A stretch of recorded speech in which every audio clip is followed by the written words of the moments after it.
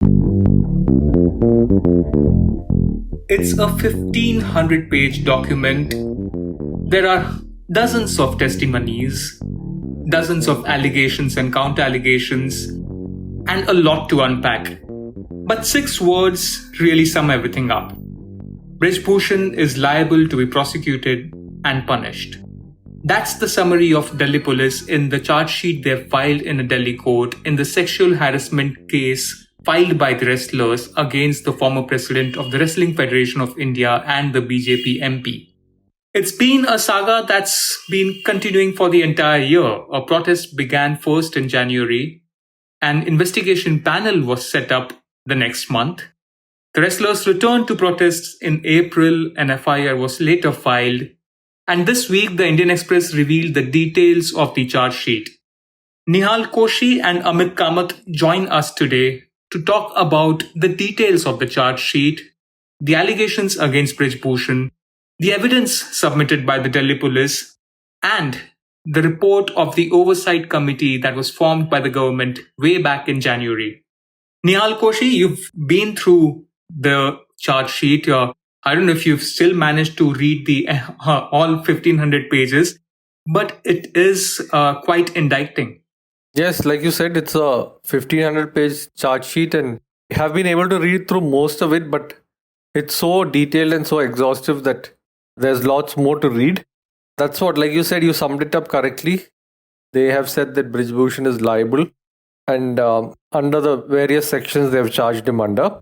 It's a very detailed charge sheet in terms of we being sports journalists, we usually don't look at charge sheets, but I even checked with our colleague Mahendra Singh Mandral, who's also done a few stories, and he also says it's a very detailed charge sheet, and it is because they've had to travel, they've had to gather proof, they've had to gather forensic evidence, they've had to gather evidence in terms of photographs, ticket details, and everything is there in the charge sheet. I mean, no stone has been left unturned, if I can use that phrase. Nihal, I wanted to understand from you. Obviously, you mentioned that we as sports journalists don't kind of look at charge sheets or actually go through something as exhaustive a document as this one. But besides the sheer length and the volume of this, what are the kind of things that have stood out from this charge sheet? How damning are some of the allegations against Brij Bhushan Sharan Singh and other office bearers of WFI? See, one of the main things which is of value in this charge sheet, when I say which is of value for the complainants, is that the Delhi police spoke to over 100 witnesses and 15 of them have corroborated in part or fully the allegations leveled against Brij Bhushan Singh by the 6 women wrestlers who are the complainants. Now, in such cases, because the alleged incidents happened when the wrestler and Brij Bhushan were alone in his office room, or it happened many years ago. So in such cases, what is important is corroboration. Otherwise, it'll be a he said, she said thing. Now, how do you prove things which happened in a closed room? At least you need a witness. So there have been, in 2 cases, the husband and the coach of the wrestler who went into Brij Bhushan's room. The police have concluded that, and also they have said that they were stopped from entering Brij Bhushan's room and the wrestler was told to go alone. There's another case of the woman wrestler allegedly being sexually harassed during a photo shoot in Lucknow. In that case, the wrestler has said that Brij Bhushan placed his hand on her buttocks. Now, the photo shows this wrestler, the photo which is in the charge sheet shows this wrestler sitting in front. But why sitting in front? Because she was one of the tallest, and what she alleges, because I was the tallest, I was standing at the back. Brij Bhushan came and stood next to me and he placed his hand on my buttocks. So she was uncomfortable. She wriggled out and sat in front. So the photo shows that she's sitting in front. There's Brij Bhushan in the photo, there are others. But the thing is, in that photo, there are 2 referees. One of them has confirmed to the police, he's one of the witnesses, that he saw this girl, Brij Bhushan, standing next to the girl, and the girl was uncomfortable. She wriggled. She got away from his grip and went and sat in front. Another referee says that he saw it. So those are the kind of corroborations which are there. That is very important because there are 15 of them, including top wrestlers, coaches and referees. Mihir, I wanted to come to you a little bit because obviously, along with Nihal, you also covered this case pretty extensively, even before it got to, it being an FIR and the police actually coming up with this voluminous charge sheet in a way. Can you just run us through what has happened so far? Because I know for a fact that in January this year, there was a oversight committee set up by the government to look into the matters. What happened there? It was led by Marycom. Why exactly haven't they found some of these things that the police have managed to find? That's a great question, Amit, and I think that's where a lot of focus will also be, because the oversight committee, like you said, was formed in January. In fact, it was formed on January 23rd, and they started their hearings a couple of weeks within the formation date. And as early as in February, the wrestlers had flagged the same allegations which they brought in front of the Delhi police. They raised all these issues in front of the oversight committee during the multiple hearings. And the committee which had, there was Yogeshwar Dutt, a former Olympic medalist, also a wrestler. There was Babita Phogat, who's another wrestler. There were two very senior sports officials who were a part of the Sports Authority of India, a badminton player, Trupti Murgunde. There were plenty of former athletes and seasoned administrators in the committee, but none of them even flagged these issues in the summary of the report or recommended any action. Now, this committee wasn't empowered to take up any investigative process, or they didn't have the powers to do that. But like in other issues, they could have at least recommended to the government to have a detailed investigations into the allegations made, and none of it happened. In fact, all they said in their recommendations was, the Wrestling Federation needs to have an internal complaints committee, which it didn't, and then a few other points. So that is one major issue. And when we look back at the sequence of events, it's important because there was a delay in the committee filing its report. Then the government did not make public the findings of the report, and there was no action taken following the committee's meetings, committee's hearings. And because of these things, the wrestlers returned to the protest site. Right. Obviously, Mihir, this is something that Brij Bhushan has said, not just when he deposed in front of the government appointed oversight committee on February 28th, but also when he was interrogated by the police on May 6th, that he's obviously rubbished all the allegations, but he's also tried to say that he did not touch the wrestlers and he was actually trying to teach them about breathing patterns. Some of the things that he's frankly said to the police and the oversight committee are frankly laughable, right? Because he's come out and said things like, how he did not know that, it's mandatory for every organization, including sports federations, to have an ICC in the first place. Yeah, Brij Bhushan, in his defense to the police, there is a defense to the police. The police have asked him 19 questions. And also the oversight committee had called him and they have also asked him about these allegations. And he has denied all of them in both, of course. But like he has said that, for example, like when he was asked, like one of the allegations, it crops up 3-4 times in the complaints that he touched the chest and the stomach of wrestlers on the pretext of checking their breathing. Now, he obviously says that I didn't touch them. But I asked the wrestler, he's about one particular wrestler, he says that I was worried about her breathing pattern because she was making many mistakes. And he discussed it with the coach. And then he gave his example of how he had issues sleeping, he couldn't sleep, and then he took up yoga and that helped him. He also mentions a bereavement in his family and how after that he took up yoga and how it was transformative for him. And then he realizes breathing pattern is in reverse. That's the word he uses. So then the wrestler asks him, what is reverse, the wrestler and the coach? And he claims he placed his stomach on his hand and showed it how it was. That is one thing. Then there are other such things which he has brought up. Like Mihir, go ahead. Yeah. Also, when he was talking about, he was asked by the oversight committee that why was the women's camp held in Lucknow? There were allegations made by a women's wrestling physio that he saw cadet wrestlers, young wrestlers being taken out of the sports hostel in Lucknow very late in the night, allegedly by people who were close to Brij Bhushan. He wasn't asked the question in as many words by the oversight committee, but Brij Bhushan's response to that was that, look, I mean, Shastro ke hisab se, our scriptures say that brothers and sisters should not sleep together. They should not be in a room together. There are reasons why there are women's universities, women's colleges. And that is the reason why I decided to have, the men and women's camp in two different places. So these are broadly his defenses. And the third point, which Amit, you mentioned in your question, where he was, basically asked about the lack of internal complaints committee within the federation, that entire exchange with the oversight committee, it's reproduced in the charge sheet. It is quite staggering because Brij Bhushan, we should remember, he is a 6-time member of parliament, and he says, rather in his words, it's very apparent that he wasn't aware that in 2013, the same parliament of which he is a member passed a law regarding the prevention of sexual harassment. He was completely unaware about that. He just said that if there is any such law in the future where a committee requires women members, we will do it. And he was reminded twice, thrice by the committee that this law already exists. And his response was that, look, so far we haven't received any such complaints. And whenever issues like these come up, there are talks. But going forward, we will rectify the situation. That was his defense on this issue. Right.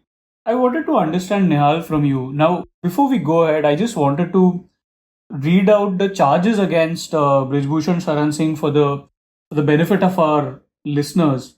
So there are sections 506, which deals with criminal intimidation, section 354, which deals with outraging modesty of a woman, 354A, which is sexual harassment, 354D, stalking, and the charge sheet has also pointed out that Singh's harassment was repeated and continuing. So, Nihal, I wanted to understand from you, what are the kind of evidences? I know you mentioned that there are photographs already there, but besides that, what are the kind of evidences that the Delhi police has, put up in the charge sheet to support their findings? See, for example, now if one of the incidents happened abroad, so now what the Delhi police has done, this is the first part of the evidence. They have asked the WFI for the list of wrestlers who went there, list of officials. Then they have asked for air tickets, going and coming back air tickets. So that shows that the particular wrestler was at that event, and so was Brij Bhushan. So that is the kind of things. There's another allegation that he hugged one of the wrestlers tight. So there is a photo of that, of him hugging a wrestler. The charge sheet says that he made advances. 2 photographs show that he made advances towards this wrestler. So there is photographic evidence. Then there are call records. Then there is also the phone tower signal shows that he was in that central Delhi area on the day this incident happened. That is the kind of evidence they have presented. And also, of course, they have evidence in terms of corroborations from 15 people. So that way they have gone about in a very detailed manner. They have spoken to many people and they have put together this charge sheet, and the fact that he has been charged under these sections: criminal intimidation, stalking, sexual harassment, outraging the modesty of a woman. So all that finds a mention in the charge sheet. I also wanted to come to the case against Vinod Tomar, who used to be an assistant secretary at the WFI. We know that he's somebody who's been associated with the WFI for over 2 decades now. And he also is facing charges against sections 506, which is criminal intimidation, section 109, which is for abetment, section 354, which is for outraging the modesty of a woman, and 354A, which is for sexual harassment. Nihal, can you just talk about that a little? I know in one of the stories you've mentioned how it was his role to kind of make sure that women wrestlers would not be accompanied by anybody while they met Brij Bhushan Sharan Singh in his office cum residence. Yes, Amit. So Vinod Tomar has been in the WFI for ages, like over 2 decades. He's the assistant secretary. So what happened in 2 cases allegedly happened. One wrestler had visited the WFI office in 2 days, and on both days she was molested and sexually harassed when she was in the WFI president's room with Brij Bhushan Singh Saran. On that day, on both those occasions, her husband had accompanied her. The charge sheet says on the first day, Tomar told her husband to wait outside the premises of the WFI office. Now, the WFI office is located on Ashoka Road within the MP bungalow of Brij Bhushan Singh Saran. So it's like his house, and then the WFI office is within the compound. So the husband was told to wait outside. Then this wrestler, when she comes out, she's disturbed. She informs the husband about it, but she's called again, so she has to go again. And that day, the husband is told to sit near Tomar's office. Now, the charge sheet says the reason why Tomar was guilty, Tomar played a hand in this, is because from Tomar's office, you couldn't see the door of Brij Bhushan Singh's office. And he actively stopped the husband from going in. In the second case, Brij Bhushan again tells the coach, you wait outside, let the wrestler go in alone. And then, of course, the wrestler comes out and informs the coach later what happened inside. The Brij Bhushan Singh asked him for sexual favors in exchange of treating her. She had an injury. So that is Tomar's role. And also, another wrestler has alleged that he called her to his house, and there he sort of insulted her and maligned her in terms of questioning why she did not win a medal at a major championships. And Tomar finds a mention in many places because he was the point man for the wrestlers. So in the case of their names not being in the camp, or their names being initially there and then cut off from a list, so he does find a mention, and he was more in charge of administration.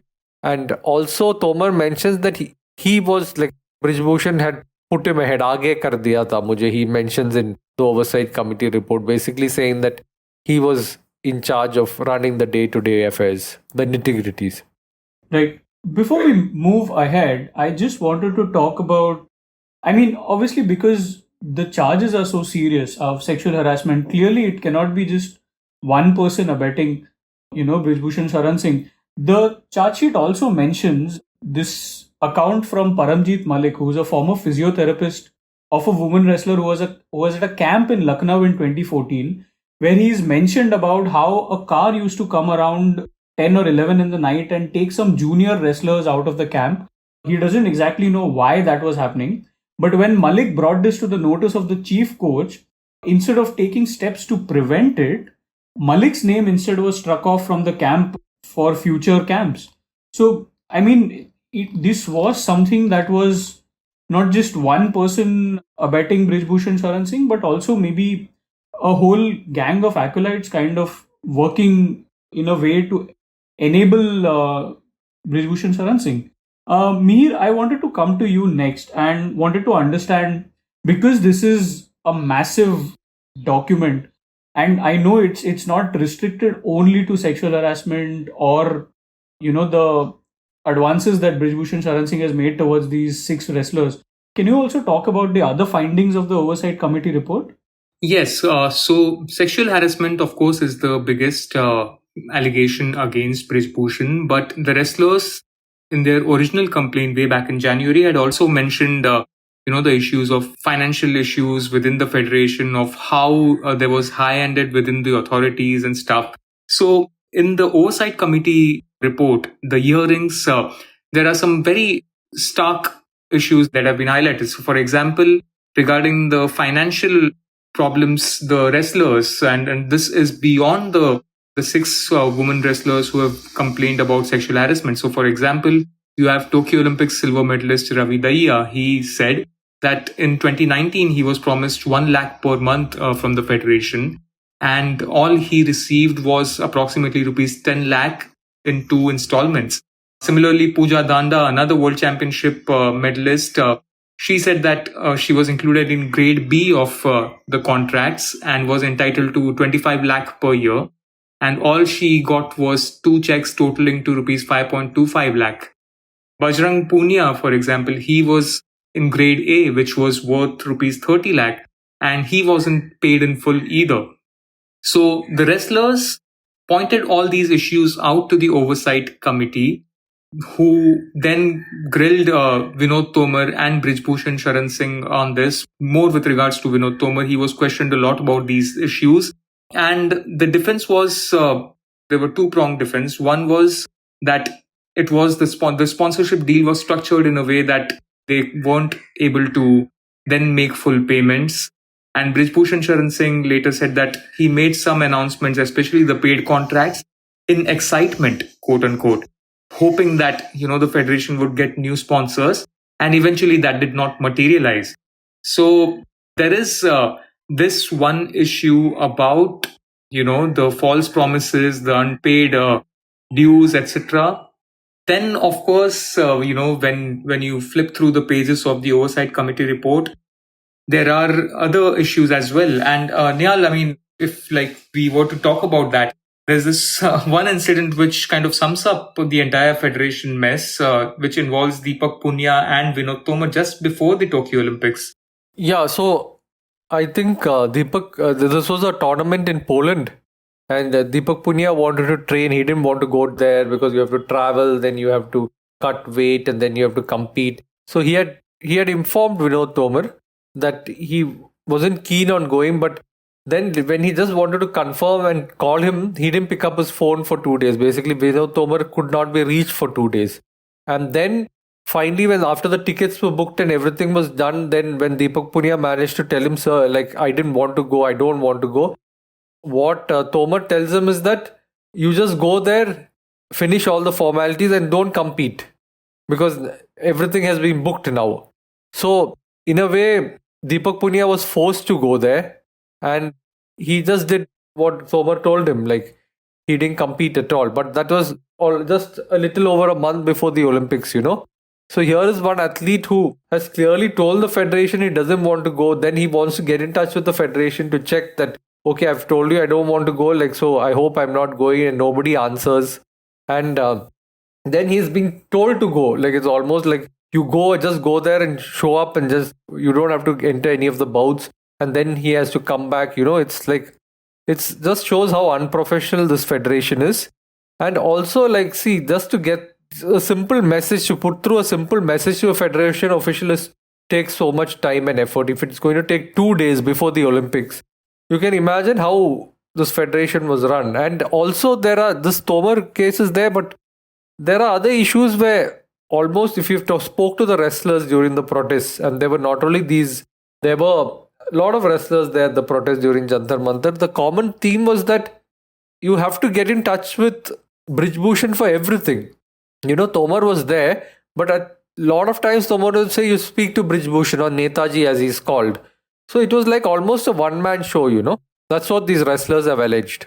Yeah, and one thing I'd like to add here, is the constant theme across the 1500 pages, wherever wrestlers are being quoted and their transcripts are mentioned. And this is again all wrestlers, not just the ones who have accused Brij Bhushan of sexual harassment. There's a constant theme of fear. Whenever they were asked about, say, for example, the financial issues or, something as Nihal mentioned about them going abroad for training and competition, the oversight committee time and again asked the wrestlers, why didn't you raise the issue back then when it happened? And across all wrestlers, we're talking about a dozen or more wrestlers, the constant thing was कि हम कैसे इन्हें पूछ सकते थे? And there was always this fear of Brij Bhushan Sharan Singh, and that's what stopped them from raising these questions back then. Yeah, that's true, Mihir. There is the general feeling of fear comes through, and it is that is what most wrestlers have said. There are so many incidents like that of people being afraid. And what the wrestlers claim is that, there are 6 complainants, but there were a few more who went to the oversight committee, but finally they were not willing to come forward and make a complaint. And what we are hearing is that, these are allegations that there are many more victims, but everybody's scared to come forward. So generally there was a sense of fear because WFI was a one-man show. You have seen it yourself, Mihir, when you went to cover so many events. So obviously this is something that is not going to conclude anytime soon. We are going to see much more muck coming out of this whole incident. There is Brij Bhushan's court hearing on the 18th, so I dare say that we've not heard of last of this. But till then, that's all the time we have on this podcast. you can still keep following Indian Express, where our reporters, be it Nihal, be it Mihir, and our crime reporter Mahendra Manral, have been constantly, almost on a daily basis, bringing out stories from the charge sheet, from what is happening behind the scenes. So keep following the Indian Express for more stories. And that's it from our side. We hope to see you back in another episode of Game Time Podcast. Thank you so much for listening. You were listening to Express Sports by the Indian Express. This week's show was edited and mixed by Abhishek Kumar and produced by me, Shashank Bhargava. If you like the show, then do subscribe to us wherever you get your podcasts. You can also recommend the show to someone you think will like it, share it with a friend or someone in your family. It's the best way for people to get to know about us. You can also tweet us at Express Audio and write to us at podcasts@indianexpress.com.